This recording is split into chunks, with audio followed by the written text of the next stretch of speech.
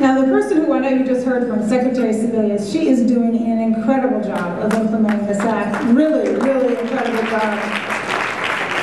And in the coming years, the Obama administration will make our entire healthcare system simpler and more affordable. Americans will have access to new health insurance marketplace where you can purchase affordable, quality care. Discriminating against anyone with a pre-existing condition will be illegal, and more small businesses will be able to provide health care for their employees. And so many of the businesses in our community are small, they're struggling, they want to provide health insurance to their employees, they want to grow, but they're having to choose between the two, no longer.